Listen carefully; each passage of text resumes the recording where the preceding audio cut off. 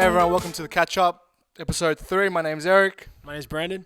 Today we have a really special guest, the hard-working Regan Rona. Thanks for having me, boys. I'm excited for this. Yeah, we appreciate you coming, taking your time. Yeah, busy schedule. Yeah, as always, man. Every day's busy. It's good to stay busy, right? Yeah, that's it, man. It keeps you yeah. going. Yep. Sweet. Let's start off with tell us a little bit about yourself, man. Too easy. So, a bit of background story. I come from New Zealand, so I moved over to Australia when I was 5. Pretty much, grew up here. Went to, I was actually, my first house I came over was in Maryland.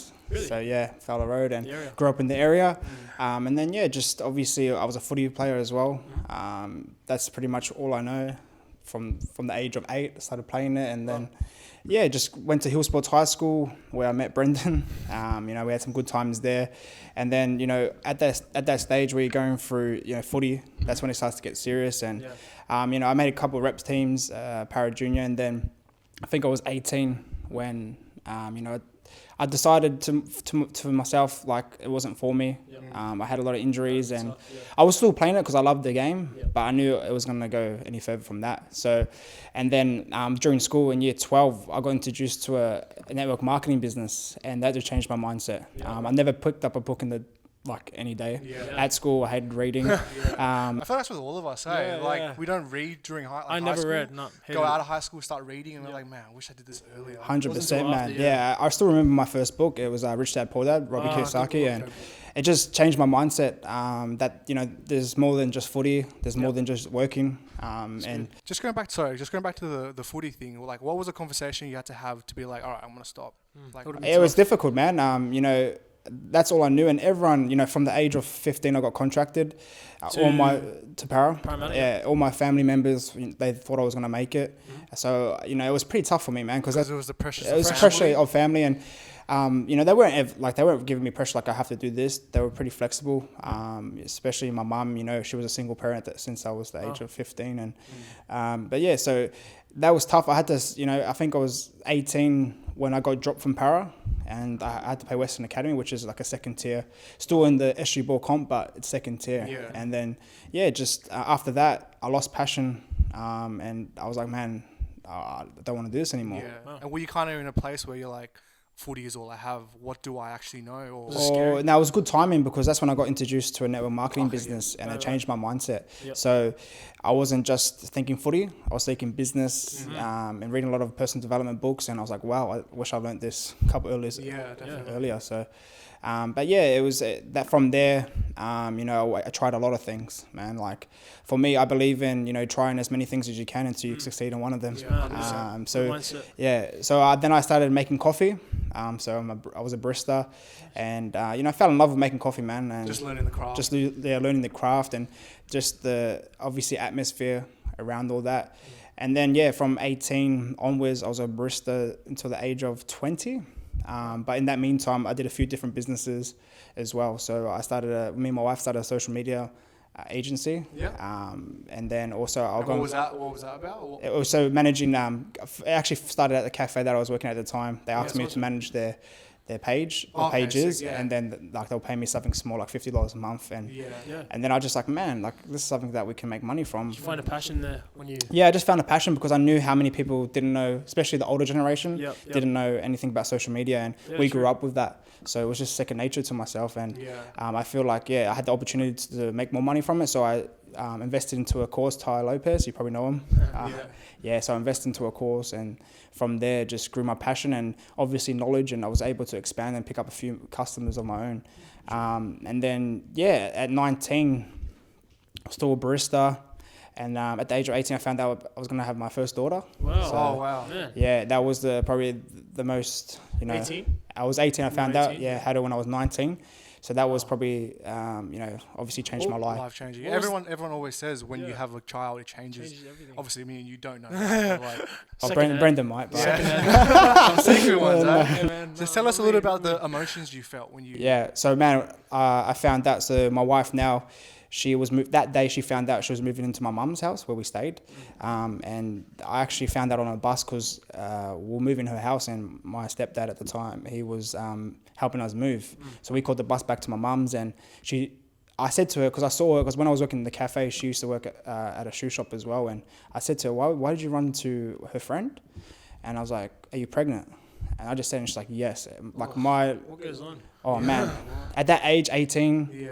you know, my life pretty much froze. I was crying because I didn't know what to think. And at that time as well, I found God as well. So yeah, a couple months beforehand, and it was just, for me, man, it was a blessing from God, man. Yeah. I was, like I said, at the age of 17, 18, I started to get, you know, my mindset changed, but I still had that, you know, party background, and no responsibilities for, you know, myself, and just living day to day. Would you say that, the party background came from footy because you just around the boys? 100%. It's Is just there hard like to a- get out of it. Yeah. Very hard to get out of it, man. And for me to think about it, like, it's the culture for footy. I'm not everyone's like that, but it's so like, Would you say that is like it's sort of the culture of the young, like the footy generation? especially the ones coming up, and Yeah. they think they're gonna make NRL. You know, from the age of 15 onwards, Yeah. when they start making the rep teams, and it's not really a good environment to be around. It's Yeah. very hard to get out of as It's well. almost like a cycle because like these guys doing it now. No judgment or anything, but like, you know, they're just doing from what they seen when they were young. 100%. Right? Yeah. So they just learn from the top and it comes down. Exactly. It's like But yeah, so I had that, you know, obviously background, and you know, my daughter, man, such a blessing. What's her name? Regan Rona. Ruby. Yeah, she's my princess, and she knows it. Yeah. That's awesome. But yeah, so from that, I had my daughter, Yep. and I knew I had to start, you know, focusing on That's my it. family. Everything would have changed, right? Everything changed. 100%. I was still playing footy at the time for Wenny leagues, just club footy, Yeah. Sydney Shield and stuff like that. And then, yeah, so I was doing my social media business as well. So I was doing that with the wifey. Obviously, didn't have much background in business when it came to like taxes and stuff like that, setting up a business. Yeah, right. I had to learn as I went. And then, yeah, I did that for about a year or two. And then it was, I think I turned 20, and then my good mate James Latouf offered me a job to sell coffee. Sell coffee? Yeah, yeah. Like So not make coffee, sell sell coffee. it, the beans? sell the Yeah, beans. yeah. Yeah, I was a sales rep was that like? for Shabella. It was good, man. Taught me a lot. Sales, I'm telling, if anyone wants to learn business, Yeah. go into a sales job first. Was it daunting, but like? Yeah, of at course. first? Yeah, yeah. You're always nervous Yeah. when you first started something new, and but for me, I was a natural talker. Nice. Yeah. I could socialize with, you know, a lot of people, and it was kind of easy for me because you know, I love talking to people, but just learning the product and understanding that. Yeah. So yeah, that was the age of 20, and then did that for a year and a half, and I still did my social media thing on the side. It was kind of difficult because I felt like I got to a stage, but I couldn't go to the next stage. So I had a few clients, you know, helping them out on the side, Yeah. and still working as well. And then I got an opportunity to leave my job to do my social media business full time. And it was, for me, I got introduced to that, who was my business partner, and he allowed me to quit my job. And for me, I set a goal at the age of 17 to work for myself by the age of 25. Yes. So I was, how old was I? I would have been 21 when the opportunity came across. Yeah. And I took it, man. And, you know, I thank God that I took it because it taught me a lot. Yeah. And it really, really stretched me. And Were there any doubts? 100%. Yeah. Talk about the doubts that you. Yeah, so, man, I had so many people because whenever I do something, I got a few people that I ask advice for, and my number one supporter, my wife, she always backs me, man. And it was funny because when I quit my job, my son was pretty much born that month. Your son? My son, yeah, Right. 2 months. Right. So my son was going to be born in 2 months. Yep. So I quit my job, and then, you know, my son was going to be born in 2 months. Yeah. So the timing of it probably wasn't right, but in life you just got to do things, have to man. overcome That's awesome, it. yeah. You have to have to, overcome yeah. it. Yeah. And so, you know, my wife said, you know, yeah, you can do it, but just make sure you can, you know, support us. That would have Yeah. been scary, bro. Oh, Massively. so scary, man. But I've always been a risk taker, and Yeah, that's good, yeah. I feel like if you don't take risks, you will never know. You have to, And yeah, You gotta seek the challenges. overcome them, 100%, and I definitely, you know, did take the risk, and it didn't pay off. Didn't? So yeah, I failed, Wow. and I think I lasted it would have been under a year, doing it full time. What do you reckon made you feel like led you to fail? If you're looking back at it now. Definitely experience, and just I wasn't ready. It was, you know, the timing wasn't right, but I don't take it back. Like, I don't regret it. It taught me so much, and it made me the person I am today. Yep. Just going through, you know, the struggles, and man, it was daunting, man, because I had 2 kids, a wife, and, you know, I had no steady income. So, you know, It's massive. That's a huge position to be in as well. Yeah. Yeah, and then at the time as well, I was going through a few problems of my own Yep. as well. And Were you acknowledging them back in the time, or not really? not really, man. So I was addicted to gambling. Wow. Yeah, it shocked me as well when I think about it. Yeah, so I was addicted to gambling, and at that time, when you're doing business and gambling, No. doesn't work out. So the reason why I think that I felt like I was gambling a lot was because it was just kind of a cover up to like, I'm failing, might as well do something else, and trying to keep that. And I was chasing quick money. Yeah. Like I remember I won a couple of times big, and I'm open about my gambling issue, man, because that's my past, and that's what I had to go through. And You have to be able to accept it to move on. it's tough, man, because it comes back from the footy culture.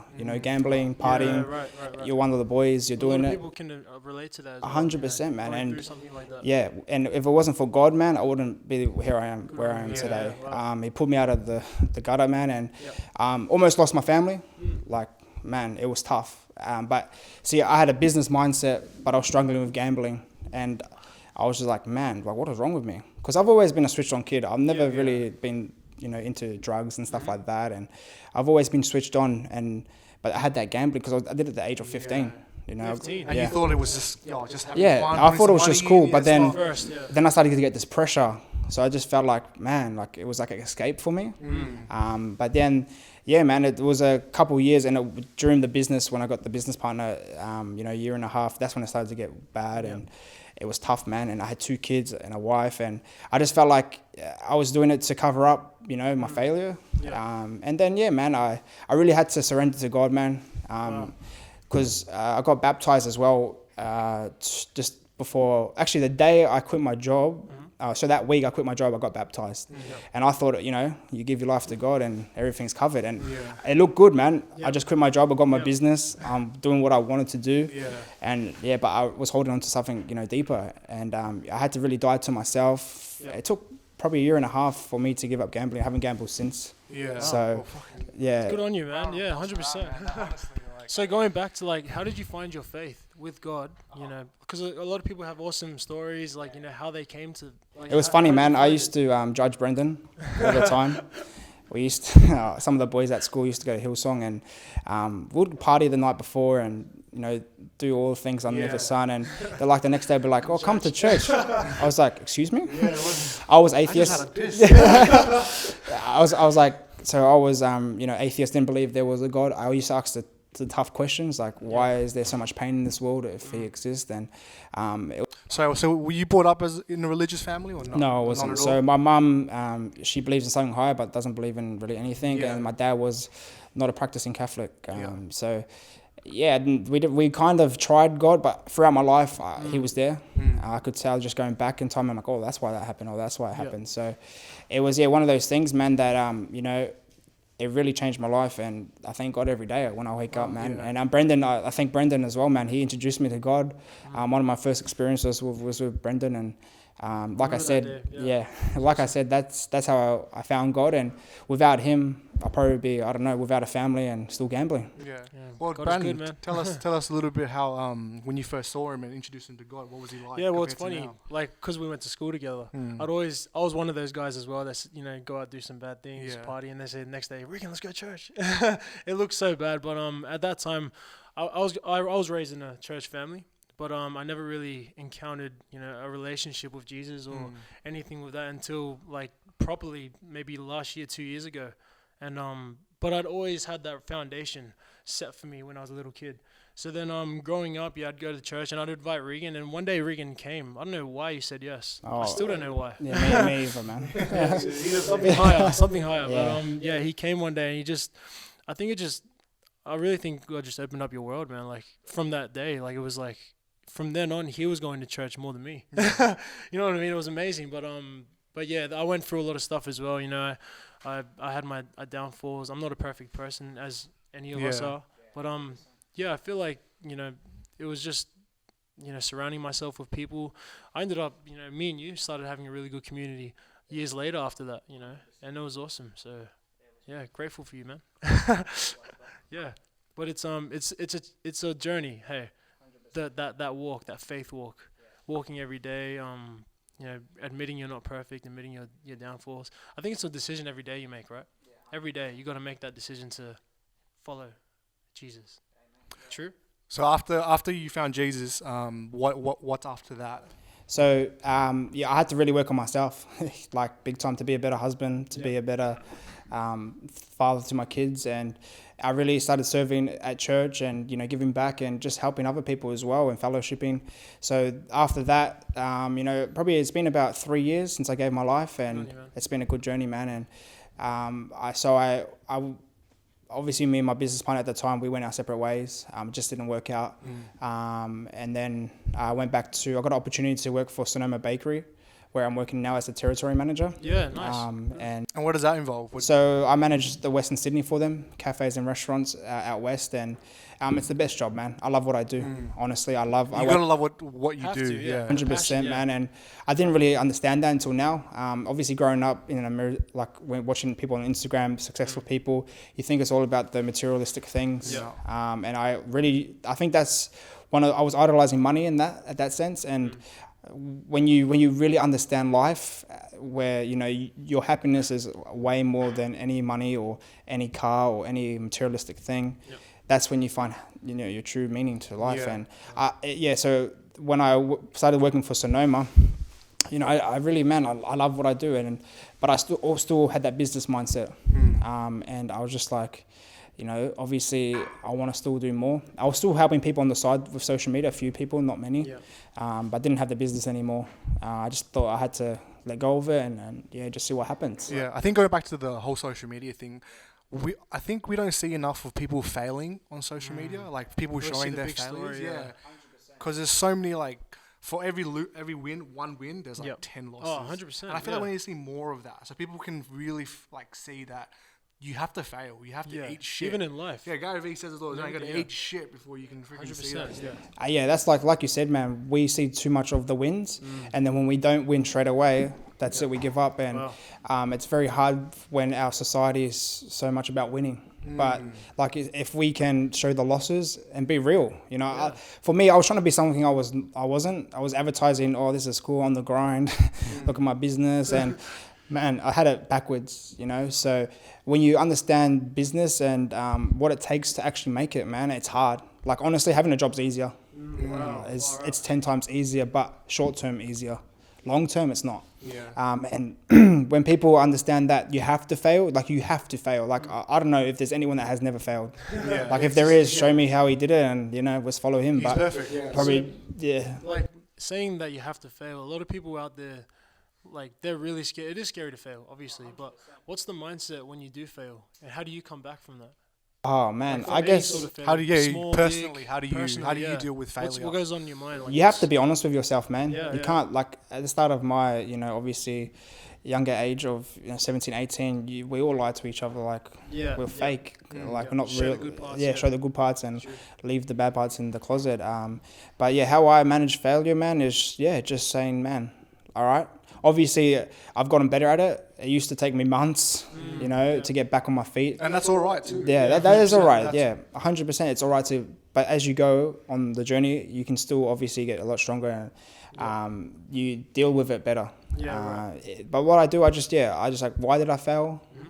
Was reflect on myself, and just go from there, man. And if you stop at one failure, man, you won't know what's at the end of the tunnel, man. So I feel like you gotta keep trying, like, no matter what, just keep going. And I guess we get taught that footy, that, like, when you're injured, we used to get taught, don't come off the field, or I did at least, and you have that mentality where you're always trying to be your best, and it's good discipline footy, man. I love it. I love the sport.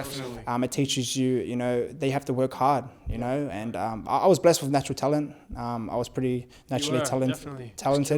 But when I started losing my passion, that's when I stopped working on my craft, and you could see that's where obviously I didn't have passion for it, and it went the other way. But you just applied what you learned from footy to a different craft. 100%, man. And obviously having mentors and different people to listen to, podcasts, reading books, that helps a lot, man, because it teaches you things, and also your mindset keeps it, I guess, trained every day and on the ball. So People always, it's pretty common, you probably hear this so many times, that people train their muscles, but they don't train their brain, or their mind, sorry. And I really believe in personal development.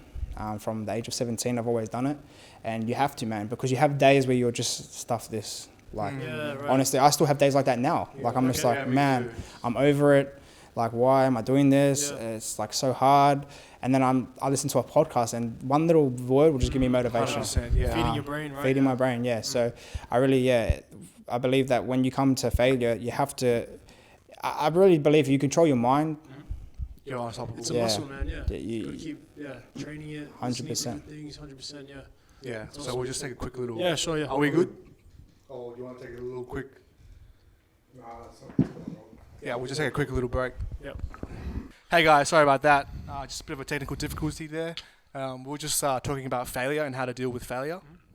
So Regan, how do you deal with failure, and what's the process? So yeah, well, obviously, you got to reflect of your failure, like what happened. And then it's a mind game, man. That's all it is. Because, if you let failure destroy you, man, you won't ever get success. And you have to overcome it. You have to overcome it. Don't be, obviously, ask for advice that people that are doing what you want and doing good, being successful at it. And, ask for advice. But you gotta really just sit there and be like, why did I fail? I don't really believe it's failure. It's more of a lesson. But if you do it again, then that's a failure. You have to really look back and figure it out yourself. 100%, yeah. So that's awesome. I don't really do much. I just really think about what happened and move on from it and learn from it. Yeah. I think a lot of people, what they do is they're scared to see why they failed. It's not like they're just scared to look at it and be like, they're alright to look at the good things. This is the reason why I failed. I don't really want to fix that problem. I can't fix that problem. Yeah. That's so true. Majority of the time, it's yourself. Even in like footy, you could probably relate to this. Like when you're watching a video, you love watching the good parts. Oh, 100%. And then as soon as something bad happens, you're like, oh. I remember when we had to watch. When we had to watch the videos, man. Like you had a good game that week. Bro, you're just like sitting there like, yeah. He stops, replays it. And then, but when you had a missed tackle or you did something wrong, you're just like in the back of the corner. But then that drives you the next game, to push yourself and not make sure you don't miss that tackle. Yeah, you see where you went wrong. Yeah, exactly. So I think failures are very important. Definitely. And any successful person will tell you that, I think. Yeah. For a young fellow listening or watching, like what sort of advice could you give them if they want to get into sales and business? Like what's the good starting point? Yeah, man. Well, we all have, different journeys, and, people think that you have to go to uni and do a business degree and all that kind of stuff, which if you choose to go down that path, there's no harm in it, it's fine. But I don't believe that you have to really go to uni. There's so much things out there now that you can legit pick up a book, how to start a business. Gary Vee says it the best, just go on Google. But like I said, you really have to just try things, man. A lot of us, we get scared because we care what other people think. And when you learn that you don't, like other people, their opinions don't pay your bills, they don't matter. That's good. And I feel like once you realize that when you're doing things, you're not doing it to impress other people, but you're doing it for yourself, your family, and you have a motive behind it. And that's what I learned. Obviously, growing up at school, you're always trying to impress other people, and it's hard to get out of that because you always got your person at the back of your head saying, "Nah, you can't do it. You can't do it." Or what if you fail and they laugh at you? But you got to push through that bullcrap. You just like need to not care what people think. I think a lot of people care too much of what people think.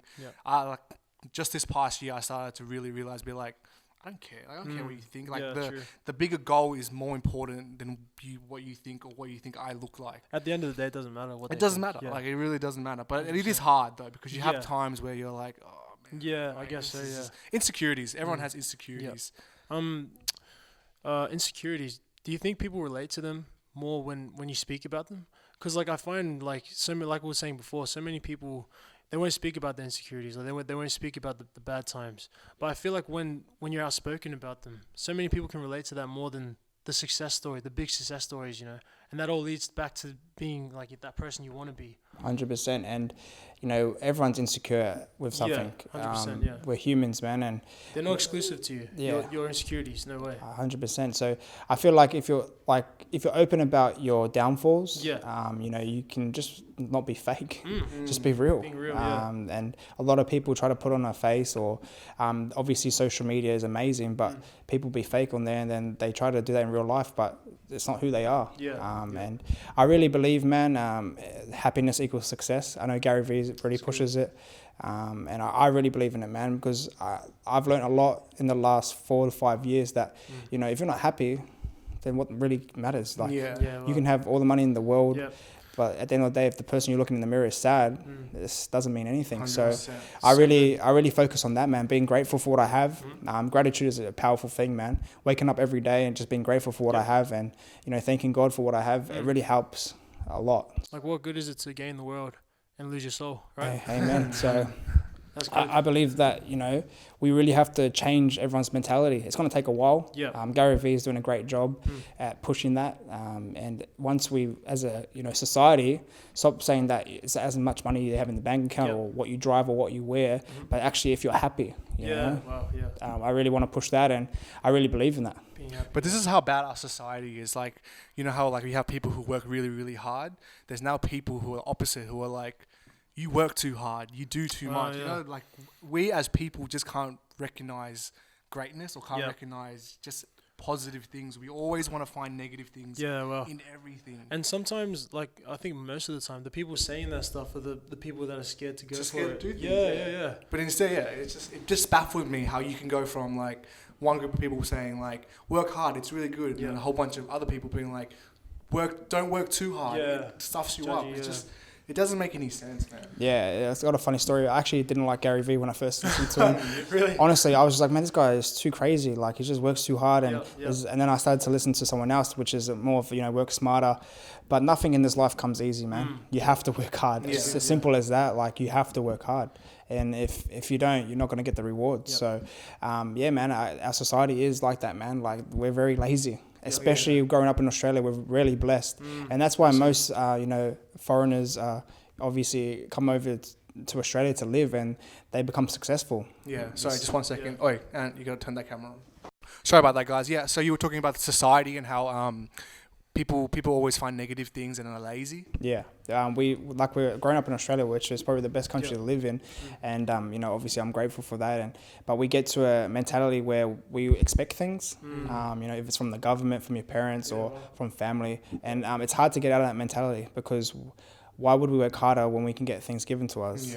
And I'm grateful that I didn't have a family that came from wealth, because allowed me to appreciate what I had. And shout out to my mum. She's a beautiful lady, and she raised 4 kids by herself from the age, since I was 13, 14, and she really taught me hard work, man. And I'm blessed to have that experience. And we always had a roof overhead and food in our stomachs, man, and that's all that mattered at that time. And truly grateful for it. And it made me hungrier to succeed and give me my kids what they want, and just show them that through life, if you want something, you can do it. Yeah. It doesn't matter where you start.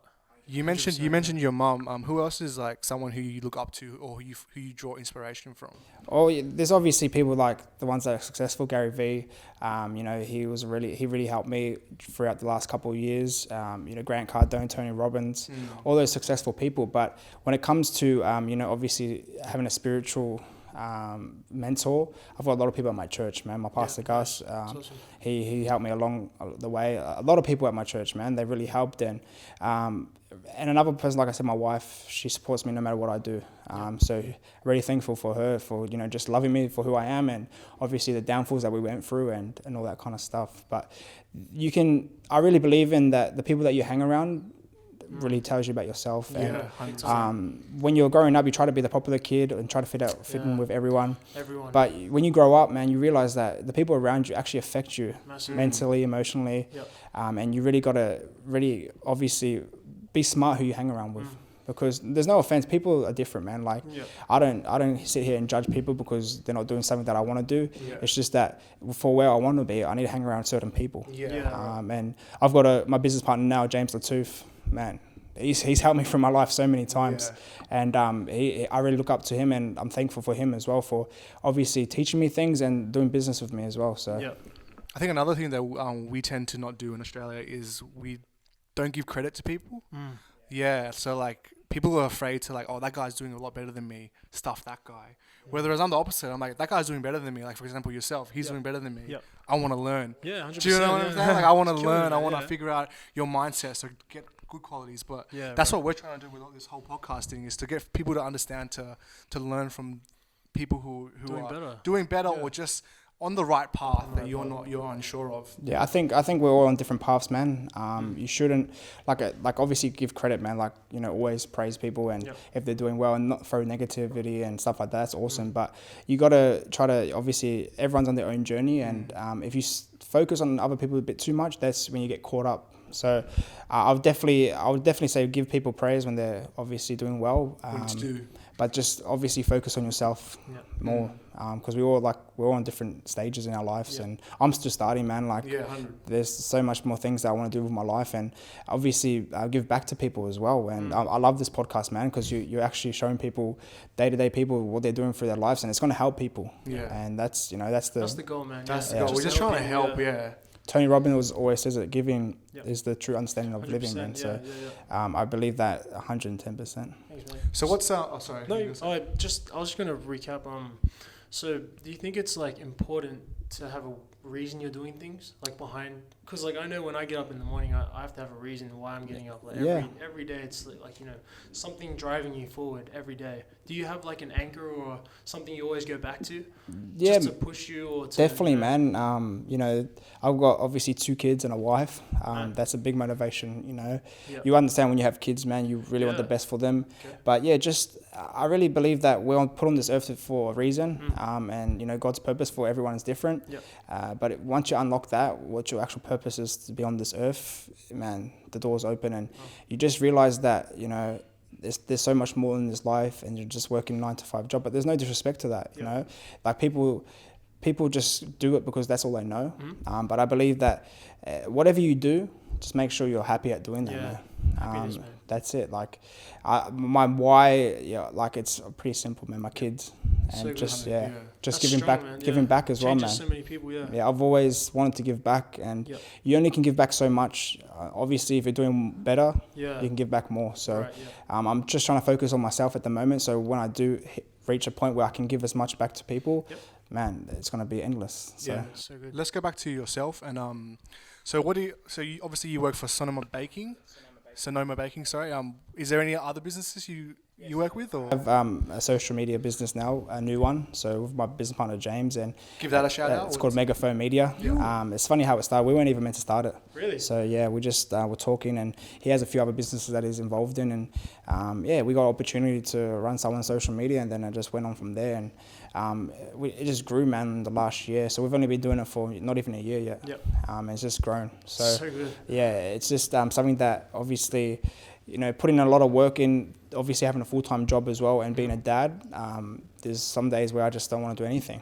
But you have to, man. You have to. Every day is a new day, and you have to. If today is a bad day for you, don't let that drain on for a week or a month. Sometimes it happens. You have to have that, you know, obviously reset button and step back, accept it. But I believe in just, you know, taking every day as it comes, and make sure that you're doing the best that you can. And when you go to sleep at night, you know, you're like, man, I did it all I can today. Everything so you could that day, it's always bad to go to sleep having a lot of things in your mind. You want to go to bed like with all the problems, everything you're figuring out. Just leave it and just say to yourself, all right, cool, tomorrow's a new day.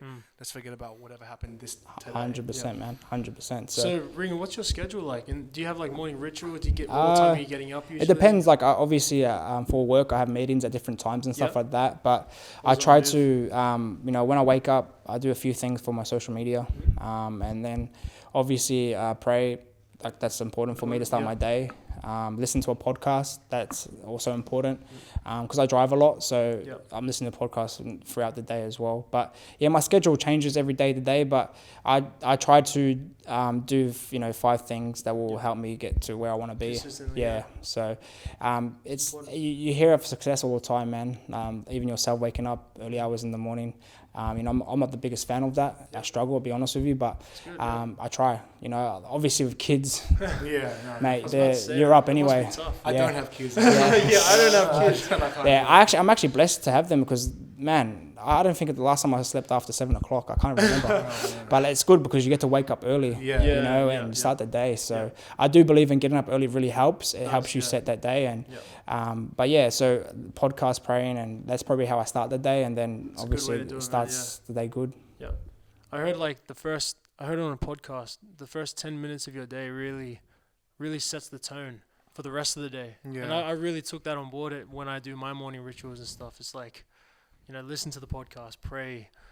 It's really important because then if I don't do that, I used to just go on like Instagram straight away, just and I found that so, I don't know, I just consumed things that didn't really matter to me. But that's fine, but like do it later. I think, yeah.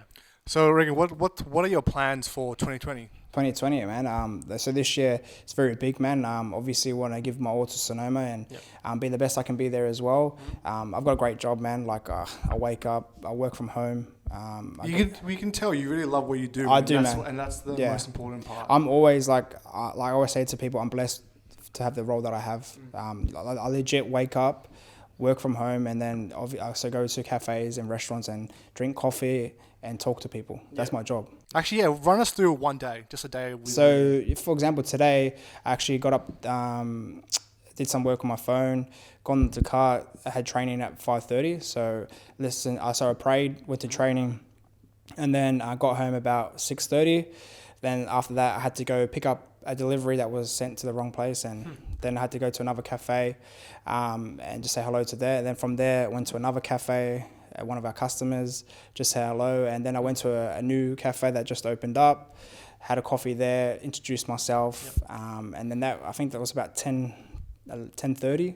Then I went to another cafe at 11 o'clock. That's called hard work. Yeah, I know. On the move. Some people are just waking up. Yeah. And you've already done 7 things. So that's I always try to do so much before 12 o'clock because after 12 o'clock you get to a stage where you get a bit drained and that's when I start doing admin work and stuff like that. Yeah. So that's just one of my mornings, you know. So do you do anything to keep you going apart from drinking coffee? But is there anything that what coffee do you drink?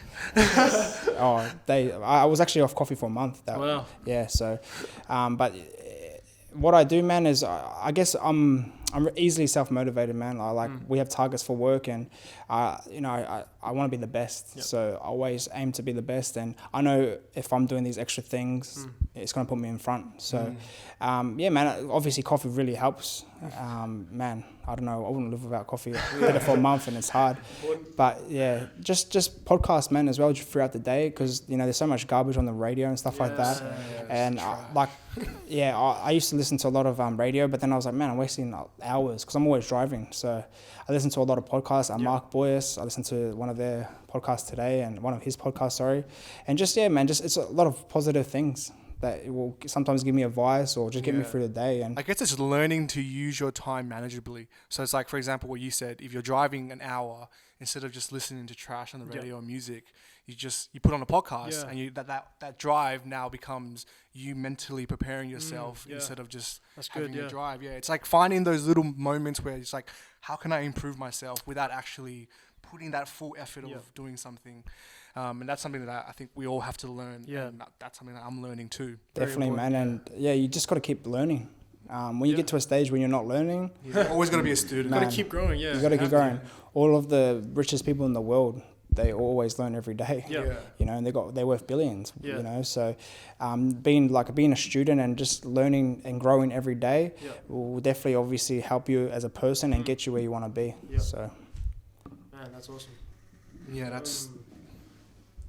So, bro, do you watch NBA?